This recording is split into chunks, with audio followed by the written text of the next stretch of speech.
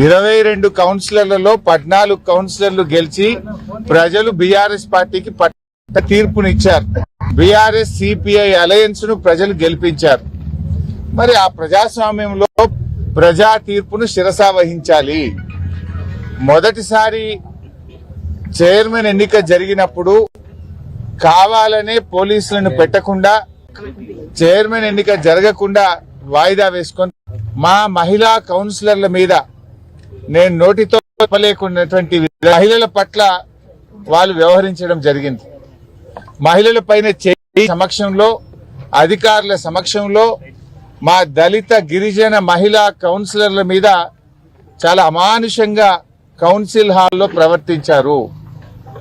అంటే మహిళల్ని చాలా నోటితో చెప్పలేని విధంగా మీ సమక్షంలో ఈ రకంగా జరగొచ్చునా, మీరు ఏం చేస్తున్నారు, మీరు ఒక మంత్రిగా ఉండి మా పైన మీ కాంగ్రెస్ పార్టీ కౌన్సిలర్లు వచ్చి మా పైన చేయి చేసుకుంటున్నారు, మా పైన దాడి చేస్తున్నారు, మా పైన అమానుషంగా వ్యవహరిస్తున్నారంటే కూడా మంత్రి గారు వాళ్ళే కాంగ్రెస్ పార్టీ కౌన్సిలర్లు బాగా తాగిన మైకంలో మహిళా కౌన్సిలర్ల మీద ఇష్టారీతిలో వ్యవహరిస్తే కూడా పట్టించుకోనటువంటి పరిస్థితి.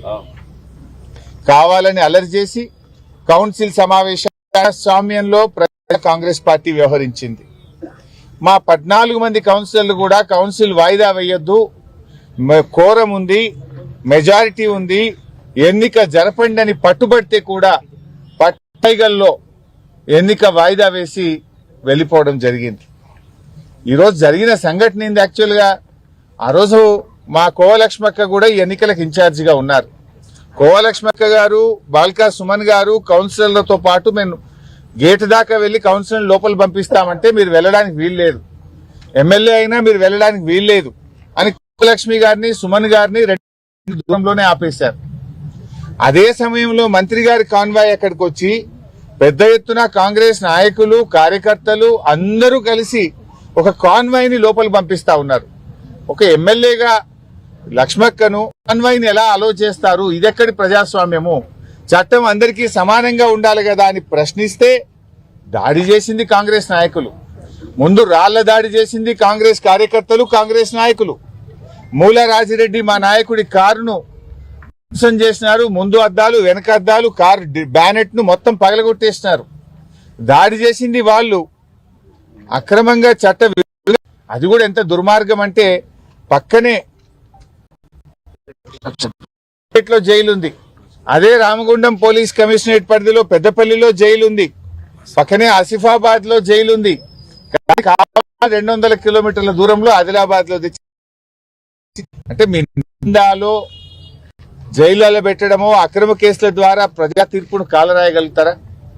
ప్రజాస్వామ్యంలో ప్రజా తీర్పును కాలరాసినప్పుడు పెద్ద ఎత్తున వెనక్కుతున్నట్టుగా వారు గాంధేయవాదిగా మరి చెప్పి నేను వారిని అడుగుతా ఉన్నా. రాహుల్ గాంధీ గారు దేశంలో ఎక్కడ పోయినా రాజ్యాంగం చేతిలో పట్టుకొని తిరుగుతూ రాజ్యాంగం ఏమైంది? 14 కౌన్సిలర్లు బీఆర్ఎస్ పార్టీని గెలిపించారు, 7 మాత్రమే కాంగ్రెస్ పార్టీ గెలిచింది. మరి మీ రాజ్యాంగం ఏమైంది? ఈ రాష్ట్రంలో పట్టపగలు రాజ్యాంగం ఉంటే రాహుల్ గాంధీ గారు ఎందుకు స్పందించరు? చెరకదిప్పుతున్న ఈ రాష్ట్ర ఇన్ఛార్జ్ మీనాక్షి నటరాజన్ గారు ఎందుకు స్పందించరు? ఓటరు తీర్పును కాదని పోలీసుని నమ్ముకొని ఇలా రాజకీయం నడుపుతా ఉన్నారు. మంత్రి వివేక్ గారు, మీ ప్రజలు మీ ఓటర్లు తీర్పిచ్చారు, దాన్ని మీరు శిరసా వహించాలి. ప్రజా తీర్పును కాలరాసే విధంగా పోలీసు లాఠీని అడ్డం పెట్టుకొని ఈ రాజకీయం చేయడం ఏంది? నిర్వహిస్తూ ఉంటారు.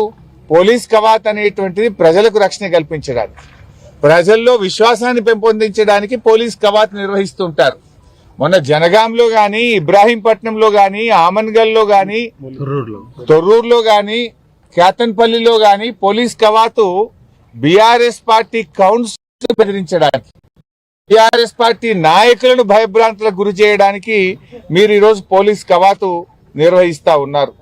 ఇవాళ అన్ని చోట్ల అదే జరిగింది కదా. ఇబ్రాహీంపట్నంలో మాకు స్పష్టమైన మెజారిటీ, జనగాంలో బీఆర్ఎస్ పార్టీ కౌన్సిలర్ చెయ్యెత్తుతా ఉంటే లోపలున్న కాంగ్రెస్ కౌన్సిలర్లు ఆ చెయ్యిని బట్టి కిందికి లాగుతా ఉన్నారు. యూట్యూబ్ లో లైవ్ వస్తుంది, ఎన్నికల కమిషన్ వీడియో కెమెరాల్లో ప్రజలందరూ చూస్తున్నారు. గెలిచిన బీఆర్ఎస్ కౌన్సిలర్ చెయ్యెత్తుతుంటే లోపలున్న కాంగ్రెస్ కౌన్సిలర్లు మహిళా కౌన్సిలర్ చెయ్యి పట్టుకొని కిందికి లాగుతా ఉంటే ఇంక ఇదేం ప్రజాస్వామ్యము, ఇదేం ఎన్నిక చేసుకుంటే మళ్ళీ అన్యాయంగా తొర్రూరులో ఓటు నమోదు చేయడం ఏంటి? అక్కడ మా నాయకుల మీద చేసి తొర్రూరులో ప్రజాస్వామ్యాన్ని కూని చేసినారు. జనగామైనా, తొర్రూరు అయినా, కేతన్పల్లి అయినా, ఆమన్గల్ అయినా, ఇవాళ అన్ని చోట్ల కూడా ఇబ్రాహీంపట్నం అయినా ప్రజాస్వామ్యాన్ని కూనీ చేస్తూ దొడ్డిదారిన పదవులు దక్కించుకుంటా ఉన్నారు. నువ్వు ఎన్ని ప్రయత్నాలు చేసినా రేవంత్ రెడ్డి గారు, మీరు ప్రజా ఆమోదాన్ని కోల్పోయారు. గతంలో మున్సిపల్ ఎన్నికలు జరిగితే కాంగ్రెస్ పార్టీ 4 గెలిచింది, 4 మున్సిపాలిటీలు గెలిచింది. ఆనాడు బీఆర్ఎస్ అధికారంలో ఉన్ననాడు మేము దానికంటే ఈరోజు 30% ఓట్ బ్యాంక్ తెచ్చుకున్నాం. దాదాపు 800 కౌన్సిలర్లు ఈరోజు బీఆర్ఎస్ పార్టీ గెలిచింది. దాంతో నీకు నిద్ర పట్టలేదు. అక్రమంగా పోలీసులను అడ్డం పెట్టుకొని దొడ్డిదారిన కానీ దేనికైనా కొంత హద్దులు ఉంటాయి. కానీ ఇక్కడ కేతన్పల్లిలో హద్దులు మీరి మహిళా కౌన్సిలర్ల మీద దుర్మార్గంగా వ్యవహరించారు. బాధ కలిగే అంశం ఏంటంటే ఆ మహిళా కౌన్సిలర్ల తరఫున ఆర్కే పురం పోలీస్ స్టేషన్ లో కంప్లైంట్ ఇవ్వడానికి వెళ్తే పోలీసులు కంప్లైంట్ తీసుకోరు. సిఐ గారు లేరంటారు, ఉన్న కానిస్టేబుల్ కంప్లైంట్ తీసుకోడు. మహిళా కౌన్సిలర్ల మీద మంత్రి గారి సమక్షంలో వారి గౌరవానికి భంగం వాటిల్లితే మహిళా కౌన్సిలర్ల తరఫున కంప్లైంట్ ఇస్తే తీసుకోరా? మా రాజిరెడ్డి గారి కారు ధ్వంసమైంది, కంప్లైంట్ చేయడానికి మహిళా కౌన్సిలర్లు ఇచ్చిన కంప్లైంట్ తీసుకోరు. మీరు మీ పోలీస్ కానిస్టేబుల్ తో కంప్లైంట్ పెట్టించి మా నాయకుల మీద అక్రమ కేసు పెట్టి అరెస్ట్ చేస్తారు. మరి రాజిరెడ్డి గారు కారు ధ్వంసం చేసిన కాంగ్రెస్ నాయకులను అరెస్ట్ చేయరా? పట్ల హాల్లో ఉన్న వ్యవహరించి తాగి మీటింగ్ వచ్చిన కాంగ్రెస్ కౌన్సిలర్ చేయరా? ఎందుకు ఆ పిటిషన్ తీసుకోరు? ఎందుకు కేసు నమోదు చేయరు? అంటే ప్రజాస్వామ్యం ఏం చెప్పిండ్రు? ప్రజలకు ప్రశ్నించే హక్కు కాంగ్రెస్ పార్టీ 7వ గ్యారంటీగా ఇస్తుంది అన్నారు. కానీ రాష్ట్రంలో ప్రజాస్వామ్యం పూర్తిగా కూని అయిపోయింది. రాహుల్ గాంధీ గారు ఏదో ఢిల్లీలో రివ్యూ చేస్తున్నాడు. ఏం రివ్యూ చేస్తున్నారు మీరు? అసలు నువ్వు చేతిలో రాజ్యాంగం పట్టుకొని తిరుగుతున్నావు, దేశం మొత్తం ప్రచారం చేస్తున్నావు. నీ రాష్ట్రంలో అధికారంలో ఉన్న కాంగ్రెస్ పార్టీ రాజ్యాంగాన్ని, ప్రజాస్వామ్యాన్ని కూని చేస్తుంటే నిన్ను ఎట్లా నమ్ముతారు? నువ్వు ప్రశ్నించు నీ రేవంత్ రెడ్డిని, ఏం రివ్యూ చేస్తున్నావు నేను అడుగుతా ఉన్నా. ఇలా పోలీస్ అధికారులకు కూడా మేము చెప్పేది ఒక్కటే, అధికారం శాశ్వతం కాదు. అన్ని కాలాలు ఒక తీరు ఉండయి, కాలం మారుతుంది. రేపు బీఆర్ఎస్ అధికారంలోకి వస్తుంది. చట్టాన్ని అతిక్రమించి పరిధులు దాటి బీఆర్ఎస్ నాయకుల పట్ల అతిగా వ్యవహరించిన పోలీస్ అధికారులకు కూడా రేపు తగిన విధంగా వారు మరి తాత్కాలికంగా పోయి మీ పోస్టింగ్ల కోసమో ఇంకో మాత్రం రేపు మీరందరూ కూడా రేపు చట్టపరంగా కేసులు ఎదుర్కోవాల్సి వస్తుంది. మిమ్మల్ని ఈ రేవంత్ రెడ్డిలో ఈ వివేక్ గారో ఎవరు కాపాడలేరు అని చెప్పి నేను పోలీసులను హెచ్చరిస్తా ఉన్నా. ఎందుకంటే మా కౌన్సిలర్లు ఇస్తే పిటిషన్ తీసుకోరా? మా మూల రాజిరెడ్డి గారి బీఆర్ఎస్ మీద కేసులు పెట్టమనే విషయం మీకు తెలియదా? చట్టం ఈరోజు కాంగ్రెస్ పార్టీకి చుట్టంగా వ్యవహరిస్తే బీఆర్ఎస్ పార్టీ చూస్తూ ఊరుకోదని చెప్పి కూడా మేము ఆ పోలీస్ అధికారులను కూడా ఈ సందర్భంగా హెచ్చరిస్తా ఉన్నాం. కాంగ్రెస్ బీజేపీల మైత్రి స్పష్టంగా కనబడతా ఉంది. మనం చూసాం, మన నాయకుడు పోలీసులను పట్టుకొని అడ్డగోలుగా బూతులు తిట్టాడు. మరి ఆ కాంగ్రెస్ నాయకుడు అరెస్ట్ కాలే ఇవాళ వరకు, ఆ బీజేపీ నాయకుడు ఈ రోజు వరకు అరెస్ట్ కాలే. మీడియాలో, టీవీల్లో అందరం చూసాం కదా, డ్యూటీలో ఉన్న పోలీస్ అధికారులను పట్టుకొని కాంగ్రెస్ బీజేపీ నాయకులు అడ్డగోలుగా బూతులు తిట్టినా డ్యూటీలో ఉన్న నియమ నిబంధనలు ఉల్లంఘించి ఈ రోజు వరకు కాంగ్రెస్ నాయకులు అరెస్ట్ గారు. బీజేపీ కాంగ్రెస్ నాయకుల మధ్య మైత్రి ఇవాళ స్పష్టంగా కనబడతా ఉంది. కాంగ్రెస్ ల కలయిక ఇవాళ ఈ రాష్ట్ర ప్రజలు చూస్తా ఉన్నారు. ప్రజాస్వామ్యాన్ని కాపాడండి, రాజ్యాంగబద్ధంగా వ్యవహరించని అధికారుల మీద చర్యలు తీసుకోండి. కేతన్పల్లి ఇన్సిడెంట్ మీద గవర్నర్ గారు వెంటనే ఒక రిపోర్టు తెప్పించుకోవాలని, ఈ తప్పు చేసిన అధికారుల మీద, ఎన్నికల కమిషన్ మీద మీరు రివ్యూ చేయాలని చెప్పి కూడా మేము కోరుతా ఉన్నాం. అసలు ఎన్నికల కమిషన్ చోద్యం చూస్తా, అరే లైవ్ కెమెరాలు కేతన్పల్లిలో మా మహిళా కౌన్సిలర్ల మీద కాంగ్రెస్ కౌన్సిలర్లు దుర్మార్గంగా వ్యవహరిస్తా ఉంటే మరి ఎన్నికల కమిషన్ ఏం చేస్తా ఉంది అని నేను అడుగుతా ఉన్నా. జనగాంలో మా మహిళా చెయ్యెత్తితే కాంగ్రెస్ కౌన్సిలర్లు చెయ్యబట్టి మరి లైవ్ స్ట్రీమ్ చూస్తున్నటువంటి ఎన్నికల కమిషన్ నిద్రపోతుందా అని నేను అడుగుతా ఉన్నా. మరి ఎన్నికల కమిషనే పని చేయకపోతే ఇంకా ఎన్నికలు పెట్టి ఏం లాభము? ఇంకా ప్రజాస్వామ్యంలో ఏం విలువలు ఉన్నాయని అడుగుతా ఉన్నా.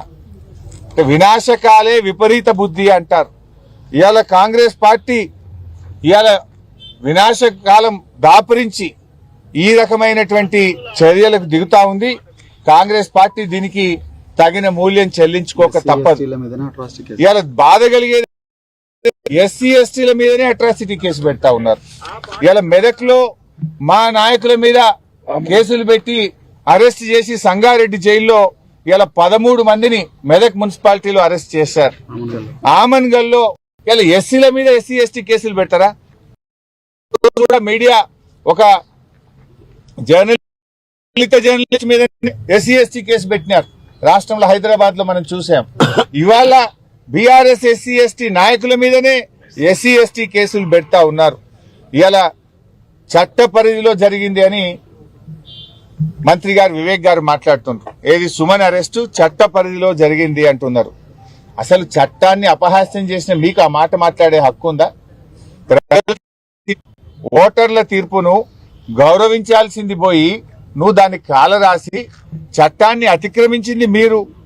అధికారాన్ని అడ్డం పెట్టుకొని ఇవాళ చైర్మన్ వైస్ చైర్మన్ ఎన్నిక జరగకుండా వాయిదా వేయించిన మీరు ఇవాళ చట్టం గురించి మాట్లాడే హక్కు, చట్ట పరిధిలో అరెస్టు జరిగిందని మాట్లాడే నైతికత ఇవాళ మంత్రి వివేక్ గారికి ఉందా అని చెప్పి నేను ప్రశ్నిస్తా ఉన్నా. ఇవాళ ప్రజాస్వామ్యాన్ని హత్య చేసినటువంటి మీకు చట్టాల గురించి మాట్లాడే నైతికత మంత్రి వివేక్ గారికి లేదు అని చెప్పి కూడా నేను ఈరోజు తెలియజేస్తా ఉన్నా. ముఖ్యంగా ఇవాళ మెదక్ లో కూడా నేను పోలీస్ అధికారులని సందర్భంగా చెప్తా ఉన్నా. ఇవాళ ఇండ్ల మీద పడి విపరీతంగా హరాస్ చేస్తా ఉన్నారు. 13 మందిని అరెస్ట్ చేసినారు. వాళ్ళను కొడతా ఉన్నారు. ఇవాళ పోలీస్ స్టేషన్ లో ఉన్నటువంటి అరెస్ట్ అయినటువంటి బీఆర్ఎస్ కార్యకర్తలను కాంగ్రెస్ గుండాలు వచ్చి కొడతా ఉన్నారు. ఇలా వాళ్ళను మధ్యలో అడవిలోకి తీసుకుపోయి కొడతా ఉన్నారు. ఇవన్నీ కూడా రేపు ఎంక్వైరీలకు వస్తాయి. ఈ రకమైనటువంటి దాడులు మంచి కావు. మా నాయకుడు రవీందర్ రెడ్డి గారు మంచిర్యాలలో ఉంటారు. నిన్న రాత్రి రవీందర్ రెడ్డి గారింటికి పోలీసులు వెళ్తే ఇలా వైఫ్ ఒక్కతే ఉంది ఇంట్లో. సరే ఇల్లు చెక్ చేసుకోండి, నో ప్రాబ్లం. ఆ అపార్ట్మెంట్ లో 12 ఇండ్లుంటే 12 ఇండ్లను చెక్ చేయడం ఏంది? రాత్రి 12 గంటలకు అపార్ట్మెంట్ లో ఉండేటువంటి మిగతా వాళ్ళకేం సంబంధం? రవీందర్ రెడ్డి గారింటికి వెళ్ళిండ్రు, ఓకే ఆ ఇల్లు చెక్ చేసుకున్నారన్న అర్థం చేసుకుంటాం. కానీ మిగతా 11 మంది ఆ అపార్ట్మెంట్ లో నివసిస్తున్నటువంటి వాళ్ళను, ఫ్యామిలీస్ ను రాత్రిపూట పోయి వాళ్ళని వేధించడం అంటే ఇది ఎక్కడి ప్రజాస్వామ్యం అని మేము అడుగుతా ఉన్నాం. ఇప్పటికైనా ఇటు రామగుండం పోలీస్ కమిషనరేట్ అయినా, అటు మెదక్ ఎస్పీ గారు అయినా, ఇటు జనగామ సంబంధించిన పోలీస్ అధికారులు దయచేసి మీరు రివ్యూ చేసుకోండి. మీరు ఎంతసేపు అధికార పార్టీకి ఒక అడుగులకు మడుగులొత్తుడో, కాంగ్రెస్ పార్టీకి చట్టం చుట్టమైతే రేపు తగిన మూల్యం మీరే చెల్లించుకోవాల్సి వస్తుంది. ఇలాంటి పిచ్చి కార్యక్రమాలు బంద్ చేసుకోవాలని చెప్పి కోరుతా ఉన్నాం. ముఖ్యంగా ఈరోజు క్యాతన్పల్లిలో ప్రజలు బీఆర్ఎస్ సిపిఐకి పట్టం కట్టిండ్రు. సింగరేణిలో కాంగ్రెస్ పార్టీ అవినీతిని ఓడించారు. సింగరేణిని కాంగ్రెస్ పార్టీ ఏ రకంగా బంగారు బాతుగా మార్చుకొని దోపిడీకి చేస్తా ఉందో, సింగరేణి స్కాములు బయటపడ్డాయో, సింగరేణి కార్మికులందరూ కలిసి ఇవాళ కాంగ్రెస్ పార్టీని అక్కడ ఓడించారు. మీరు తప్పులు సరిదిద్దుకోండి, ప్రజలకు క్షమాపణ. కానీ ఈ రకంగా పోలీసులను పెట్టో, కేసులు పెట్టో, మీరు చట్టాన్ని ఉల్లంఘించో మీరు గెలుస్తామనుకుంటే గెలవలేరు. ఆనాడు సమైక్యవాదుల మీద పోరాడినటువంటి విద్యార్థి ఉద్యమకారుడు సుమన్ ఈ రోజు మరి ఈ కాంగ్రెస్ అధికార దాహంతో ప్రజాస్వామ్యాన్ని కూని చేస్తుంటే ఇవాళ ప్రజాస్వామ్య పరిరక్షణ కోసం పోరాడినటువంటి మా నాయకుడు సుమన్ ఎప్పుడైనా కూడా న్యాయం వైపు, ధర్మం వైపే పోరాటం చేసిండు. ఒక దళిత నాయకుడు. ఒక దళిత నాయకుడి మీద రేవంత్ రెడ్డి ఈ రకంగా పగ ప్రతీకారంతో అక్రమ కేసులు పెట్టడాన్ని తీవ్రంగా ఖండిస్తా ఉన్నాం. సుమన్ మీద పెట్టిన కేసులు ఎత్తివేయాలని, బేషరతుగా వెంటనే సుమన్ ను విడుదల చేయాలని చెప్పి కూడా డిమాండ్ చేస్తున్నాం.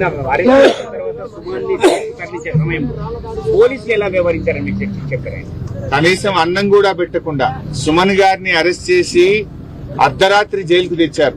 కనీసం అన్నం కూడా పెట్టలేదు, మంచినీళ్లు కూడా ఇవ్వకుండా సుమన్ పట్ల చాలా అమానుషంగా, అంటే రేవంత్ రెడ్డి గారి డైరెక్షన్ లో బుక్కడి భోజనం పెట్టే తెలియలేదా? బాధ కలిగేది ఏంటంటే మొన్న నేను చెర్లపల్లి జైలు పోయింటి, మా ఒక నాయకుడిని అరెస్ట్ చేస్తే అక్కడికి వెళ్ళాం. ఇవాళ ఇక్కడికి కూడా వెళ్ళాం. పరిస్థితి ఏంటంటే రేవంత్ రెడ్డి ప్రభుత్వం బీసీ గురుకుల స్కూల్లో ఉండే పిల్లలకు మెస్ బిల్లులు రావడం లేదు. జైళ్లలో ఉండే ఖైదీలకు మెస్ బిల్లులు పెండింగ్ లో ఉన్నాయి. జనం పెట్టలేక పిల్లలు రోడ్ల మీదకి వస్తున్నారు. జైళ్లలో ఖైదీలకు బిల్లు తెలియని ప్రభుత్వం ఈ రేవంత్ రెడ్డి ప్రభుత్వం. చెప్తాడేమో గ్రీన్ ఛానల్ అంటారు. గ్రీన్ ఛానల్ నోటి మాటకే పరిమితం. కాంట్రాక్టర్లకు పర్సంటేజ్ మీద బిల్లులు వస్తాయి కానీ బడి పిల్లలకు బుక్కడు బువ్వ పెట్టే వాళ్ళకి మాత్రం ఈ రేవంత్ రెడ్డి ప్రభుత్వంలో బిల్లులు రావడం లేదు. చివరికి జైలు ఖైదీలకు కూడా బిల్లులు రావడం లేదు.